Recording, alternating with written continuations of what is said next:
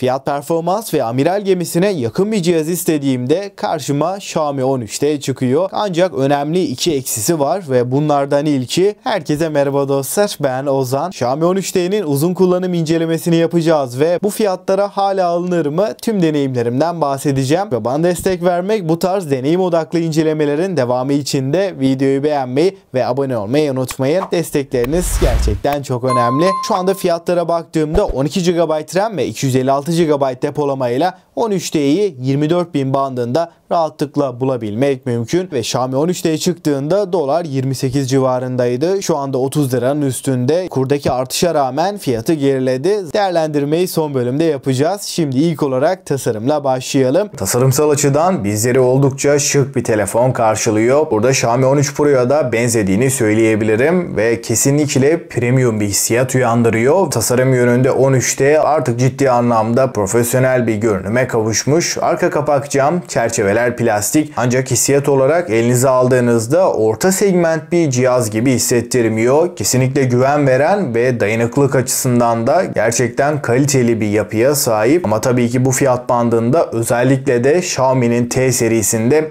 artık plastik malzemenin olmaması gerekiyor. Siyah renkte cihaza daha da farklı bir hava katmış ama parmak izi tutan bir yapıya sahip. 8.6 mm kalınlık ve 197 gramlık ağırlığıyla tek elle kullanımlarda, özellikle de uzun süreler kullanırsak elimizi biraz yorabiliyor. 3.5 mm jack girişinde artık göremiyoruz. Ekrana baktığımızda bu fiyat bandının genel deneyimiyle zirvesi diyebilirim. 6.67 inç AMOLED Full HD Plus çözünürlüğün yanında Dolby Vision, HDR10 Plus ve 5 milyona bir kontrast oranı gibi üst düzey amiral gemisi özelliklerin hepsi 13T'de toplanmış durumda ve bunun dışında özel seri oyuncu telefonları harici hiçbir cihazda görmediğimiz 144 Hz'lik bir tazeleme ile geliyor. Evet, eğer 120 Hz bir ekran kullanıyorsanız aradaki farkı hissetmeniz çok zor ama 60 Hz'den direkt olarak 144 Hz'e geçtiğimizde çok daha akıcı bir deneyimle karşılaşıyoruz. Bunun dışında parlaklık tarafında da muazzam bir cihaz. 2600 nitlik maksimum parlaklığa ulaşabiliyor. Bu sayede güneşli ortamlarda bile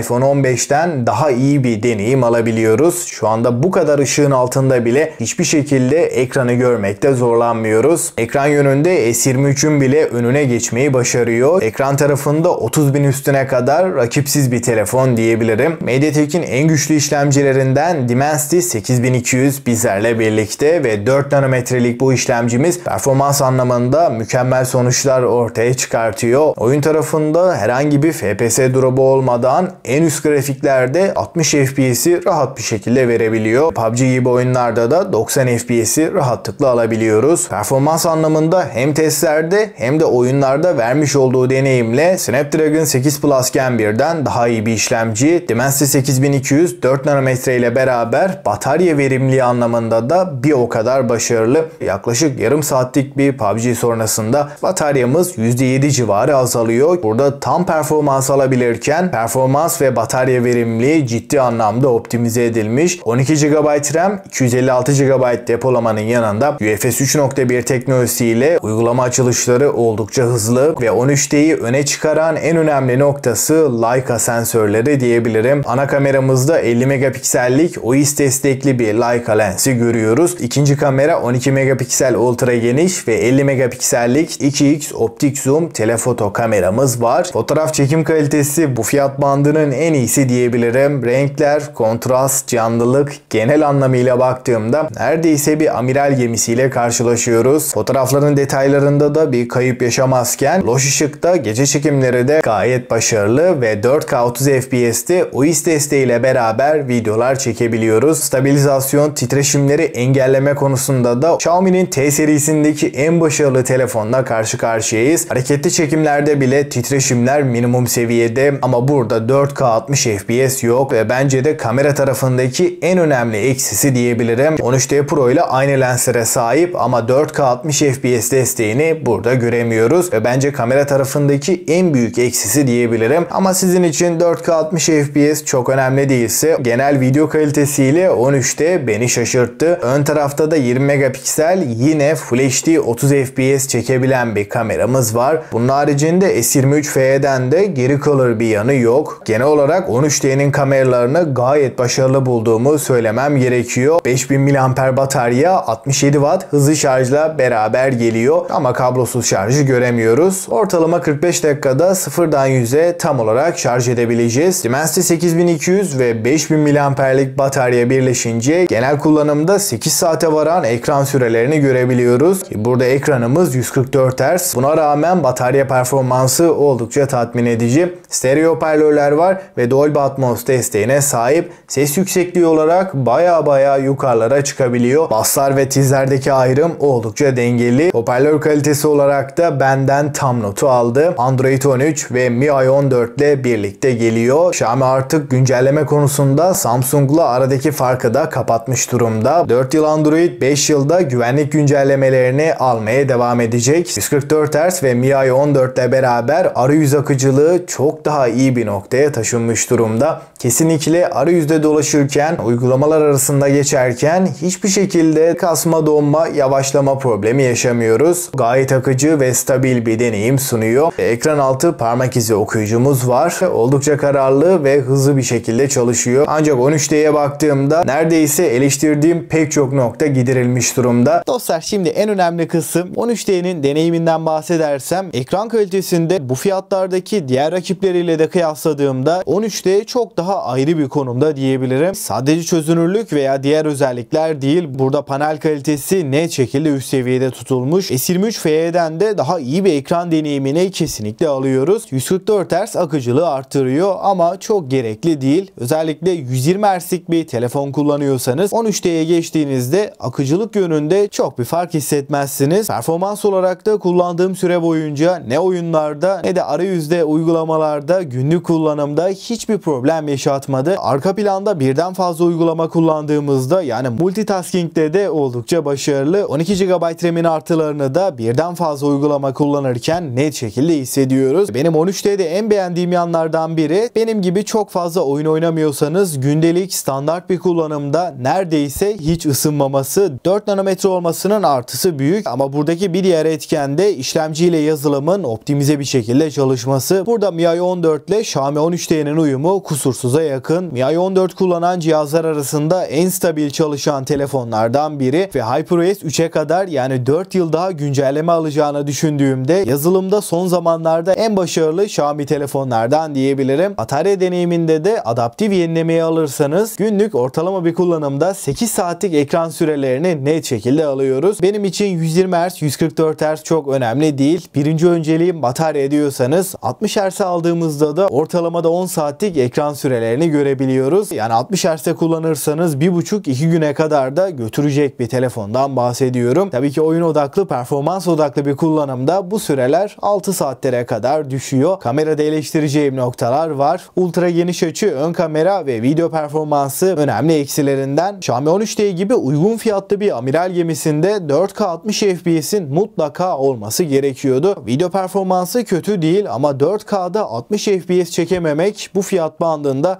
bence önemli bir eksi. Ancak ana kamerada Leica işbirliğiyle en iyilerden biri. Her türlü senaryoda fiyatını tam olarak hak eden bir ana kameraya sahip ve videonun başında söylediğim 13D'nin en önemli iki eksisinden biri de kesinlikle malzeme kalitesi. Elde tutarken her ne kadar kalitesiz bir hissiyat uyandırmasa da çerçevelerin plastik olması bu fiyat bandı için kabul edilemez. Ama diyeceksiniz ki telefonu çoğumuz kılıfla kullanıyor. Bu yüzden de bunu bir eksi olarak görmeyebilirsiniz. Ama bu fiyatlarda 13D gibi bir cihazda bence bir eksi. Bunun dışında hoparlörde, Wi-Fi'da, kablosuz bağlantılar tarafında da oldukça tatmin edici. Burada bağlantı kopmaları vesaire de yaşamıyoruz ve uzun ömürlü bir cihaz istiyorsanız 13D deneyimlerimden de yola çıkarak rahatlıkla alınabilecek ve önerebileceğim bir telefon diyebilirim. Performans, kamera ve batarya üçlüsü dengede olan bir cihaz ve fiyatına oranla da bir not verecek olursam benden 8 puanı aldı. Genel anlamıyla 13D'nin tüm artı ve eksilerinden bahsettim ve aramızda 13D kullanıp benden farklı düşündüğünüz bir nokta varsa yine yorumlarda bekliyorum. Ve bu tarz deneyim odaklı incelemelerin devamı için de abone olup bildirimleri açmayı unutmayın. Ben Ozan ve bir sonraki videoya kadar